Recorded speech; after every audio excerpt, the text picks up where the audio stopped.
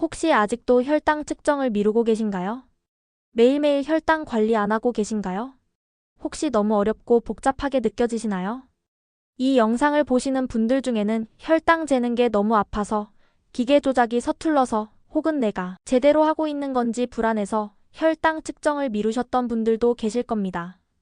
하지만 걱정 마세요. 오늘 제가 여러분의 혈당 관리 고민을 시원하게 해결해 드릴게요. 가장 쉽고 가장 정확하며 가장 안전하게 체열기와 혈당 측정기를 사용하는 모든 팁을 알려드리겠습니다. 지금부터 저와 함께 건강한 혈당 관리의 첫걸음을 떼어볼까요? 가장 먼저 왜 우리가 이렇게 중요한 혈당 측정을 해야 하는지 잠시 이야기해볼까요? 혈당은 우리 몸의 에너지원인 포도당의 수치를 의미합니다. 당뇨병 환자분들에게 혈당 관리는 합병증을 예방하고 건강한 삶을 유지하는 데 필수적입니다.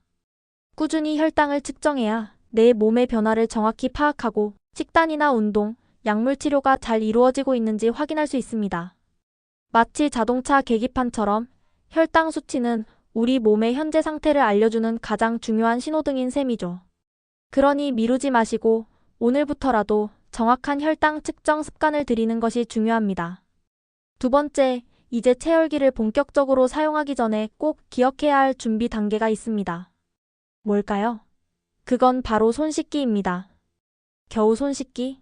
라고 생각하실 수도 있지만 이 작은 습관이 여러분의 통증과 감염 위험을 현저히 낮춰줍니다. 제일 먼저 깨끗한 손수건이나 키친타월, 그리고 따뜻한 물과 일반 비누를 준비해주세요. 그런 다음 미지근하거나 따뜻한 물로 손을 깨끗이 씻어주세요. 특히 체열할 손가락을 중심으로 부드럽게 마사지하듯 씻으면 좋습니다. 따뜻한 물은 혈액순환을 좋게 해서 피가 잘 나오도록 돕습니다. 마무리는 비누 잔여물이 남지 않도록 깨끗하게 헹군 후 물기가 완전히 마르도록 잘 말려주세요. 물기가 남아있으면 혈액이 희석되어 정확한 혈당 측정이 어려울 수 있습니다. 측정 직전에 손을 비벼서 따뜻하게 하는 것도 혈액순환에 도움이 된답니다. 세 번째, 자, 이제 본격적으로 체열기를 준비해볼까요? 생각보다 간단하니까 걱정 마세요. 먼저 체열기 앞부분의 뚜껑을 돌려 열어줍니다. 한 번도 사용하지 않은 새 란셋을 준비합니다. 여기서 중요한 팁.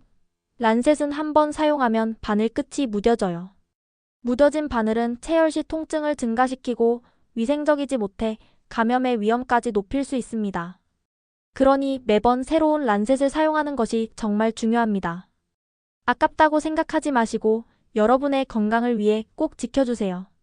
란셋의 홈이 체열기 안쪽 홈과 일직선이 되도록 맞춰서 끝까지 넣어주세요. 딸깍 소리가 나면 제대로 들어간 겁니다. 란셋 끝부분에 작은 보호 캡을 돌려서 조심스럽게 제거합니다. 이때 바늘이 보이니 손가락을 찔리지 않도록 주의해주세요. 란셋이 잘 고정되었다면 체열기 뚜껑을 다시 돌려 닫아줍니다.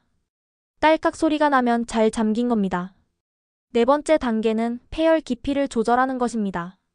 체열할 때 너무 아프다고 느끼시는 분들이 많으실 겁니다. 통증을 줄이는 핵심은 바로 체열 깊이 조절입니다. 체열기에는 숫자가 적힌 깊이 조절 다이얼이 있습니다.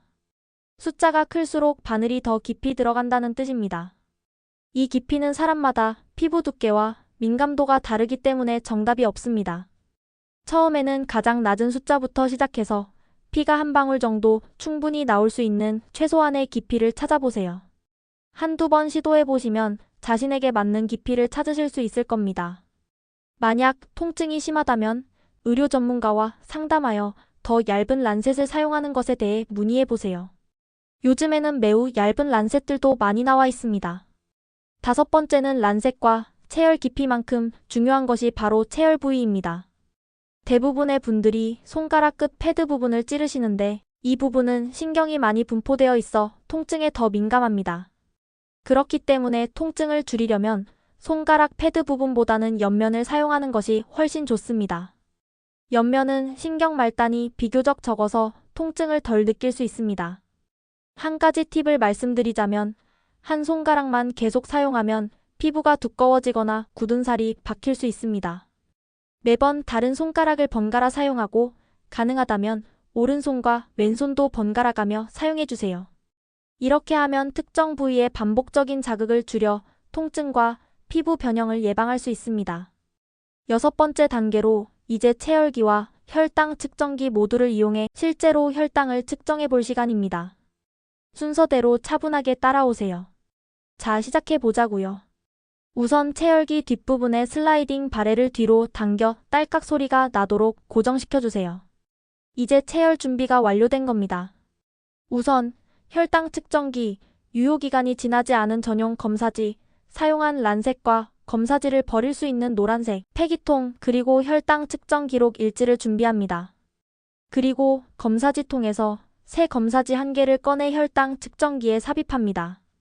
보통 검사지를 넣으면 기기가 자동으로 켜지고 혈액 샘플을 받을 준비가 되었다는 표시가 나타날 겁니다. 그리고 나서 미리 정해둔 손가락 측면에 체열기를 단단히 대고 체열 버튼을 눌러줍니다. 그 후 바로 체열기를 뗀 후 피가 잘 나오지 않는다면 손가락 아랫부분을 심장 방향으로 살짝 눌러주세요.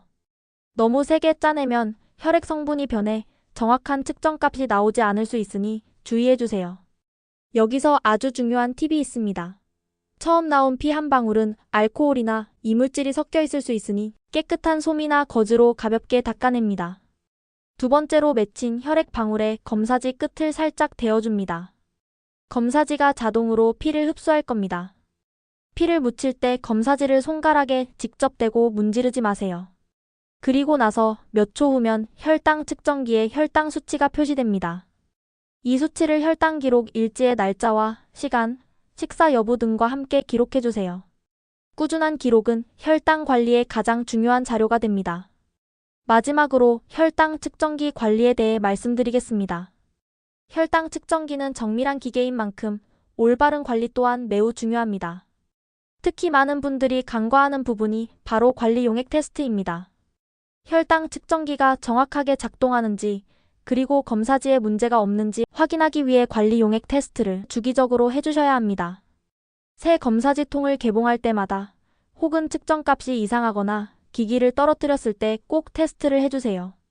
관리 용액 테스트 방법은 사용하시는 혈당 측정기 설명서를 참고하시거나 제조사 고객센터에 문의하시면 자세히 안내받으실 수 있습니다. 간혹 여러 개의 혈당 측정기를 사용하시는 분들이 계십니다. 하지만 기기마다 미세한 오차가 있을 수 있기 때문에 가급적 하나의 혈당 측정기를 꾸준히 사용하여 혈당 변화의 추이를 파악하는 것이 좋습니다. 여러 기기를 사용하면 혼란이 올 수 있고 정확한 경향을 읽어내기 어렵습니다. 마지막으로 모든 측정 후에는 사용한 란색과 검사지를 절대 일반 쓰레기와 함께 버리지 마세요. 바늘이나 혈액이 묻은 의료 폐기물은 반드시 노란색 차프스빈 즉 폐기물통에 안전하게 버려야 합니다. 란셋은 보호캡을 다시 씌우거나 차프스빈 입구에 대고 밀어넣어 안전하게 분리하는 것이 가장 좋습니다. 여러분의 안전은 물론 타인의 안전을 위해서도 꼭 지켜주세요. 자, 지금까지 체열기와 혈당 측정기를 올바르게 사용하는 방법에 대해 자세히 알아봤습니다. 어떠신가요? 생각보다 어렵지 않죠? 혈당 관리는 꾸준함이 중요합니다. 오늘 제가 알려드린 팁들을 잘 기억하셔서 매일매일 정확하고 안전하게 혈당을 측정하시길 바랍니다. 이 작은 실천들이 모여 여러분의 건강한 삶을 지키는 든든한 버팀목이 될 것입니다.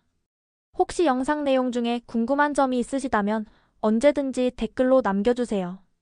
여러분의 건강한 삶을 항상 응원하겠습니다. 오늘 영상이 도움이 되셨다면 좋아요 버튼과 구독 버튼 잊지 마시고 눌러주세요. 다음 주에도 더욱 유익한 건강 정보로 찾아뵙겠습니다. 시청해주셔서 정말 감사합니다. 건강하세요.